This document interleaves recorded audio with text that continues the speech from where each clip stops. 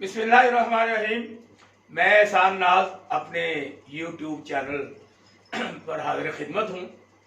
आज इमरान खान ने कौम से किया हुआ एक वादा पूरा किया है। देखिए आगे इसका रिजल्ट क्या निकलता है, क्योंकि शुगर माफिया, आटा माफिया, घी माफिया और कुछ पाकिस्तान में 32-40 और माफियाज हैं जो कि हुकूमत को चलने नहीं देते। उन्होंने अपनी हर महकमे में जारादारी बनाई हुई है। और जिस तरीके से शहजाद अकबर साहब ने आज ये बताया है ना कि इन शुगर मिल मालकान ने अपने 2 अकाउंट बनाए होते हैं, एक अपनी सही आमदन जाहिर करने के लिए और एक ज्यादा अखराजात जाहिर करके हुकूमत को टैक्स नहीं देना, हुकूमत को किसी किस्म का कोई फायदा नहीं होने देना और सब कुछ माल जो है वो अपनी जेब में डालने के लिए इन्हें खाते बढ़ाए होते हैं। शहजाद अकबर साहब, ये सिर्फ शुगर माफिया ऐसा नहीं है, जितने भी कारोबार हैं बड़े बड़े, अब तो खैर जो बड़े ताजिर हैं वो भी यही कर रहे हैं, जितने सनतकार हैं वो भी यही कर रहे हैं, जितने दुकानदार हैं वो भी यही कर रहे हैं। 2 रसीदें काटी जाती है, एक रसीद वैसे होती है, एक रसीद दूसरी होती है। तो इसलिए ये बात जो आपने की ये कोई बड़ी इतनी को अहम बात नहीं है। लेकिन इमरान खान ने जो वादा किया था और आज उन्होंने कबीना के इजलास में भी यही कहा है कि जो लोगों के नाम इस रिपोर्ट में आए हैं उनको किसी तौर पर माफ नहीं किया जाए, उनको कतई माफ नहीं किया जाएगा। तो ये वो बातें हैं जो कि अमल होने के बाद की हैं। अभी रास्ते में बात आई है, कमीशन बना, कमीशन ने ये कहा, अब ये जो उस कमीशन में जिनके नाम आए हैं, शहबाज शरीफ, मोनसलाई, जहांगीर तरीन और दीगर लोग अपनी अपनी सफाइयां दे रहे हैं कि हम जैसा पवित्र और नेक आदमी कोई नहीं है।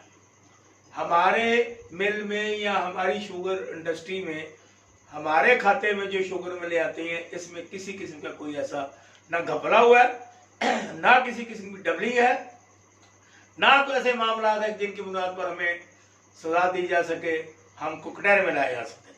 ये बात की बात है, उन्होंने अपनी बात की है। शहबाज शरीफ ने तो और ही बातें सुनाई हैं और उन्होंने शुगर माफिया की बजाय अपनी कहानियां सुनाई हैं और अपने भाई की कहानियां सुनाई हैं और अपने बच्चों से आज उसने बहुत प्यार का इजहार किया है कि बच्चे किसको प्यारे नहीं होते। आज से पहले आज तक हमने कभी नाम नहीं सुना कि बच्चे भी प्यारे हैं। वो सिर्फ कौम की बात करते थे, वो कहते ही मैं तो खात्मिया लाऊं। आज उन्होंने कहा बच्चे बहुत प्यारे होते हैं क्योंकि उनका नाम आया है शुगर माफिया में और जितने भी उन्होंने पैसे लिए हैं वो मंजर आम पे आ चुके हैं कि किस तरीकों से इन्होंने मुल्क को लूटा है। अब रही बात इमरान खान साहब, जिन लोगों के नाम आए हैं इनमें से भी अगर कोई बच गया, जैसे कि तरीन साहब ये कह रहे हैं कि मेरी मिलों के बारे में किसी किस्म की कोई अनरेगुलेटरी नहीं पकड़ी गई, मैं डबलिंग भी नहीं करता और मैं गन्ना भी सही रेट पे लेता हूं, तो फिर भाई किस चीज की इंक्वायरी की गई उसकी? अगर वो सारा कोई नीट है, क्लीन है, तो इंक्वायरी करने की जरूरत क्या थी? फिर ठीक था कि शरीफ बरादरान को आप आगे रखते हुए उनको रख लेते, क्योंकि वो तो पुराने पापी हैं, उन्होंने सब ये चीजें की हुई हैं और वो इन चीजों के वो गुरु हैं। इसलिए जरूरी है कि जिन लोगों को आपने इस मामले में गिल्टी पाया है उनको सजा जरूर मिलनी चाहिए। एक बात खास तौर पे, चीनी माफिया रेट हो गया जी 44 से 85 हो गया।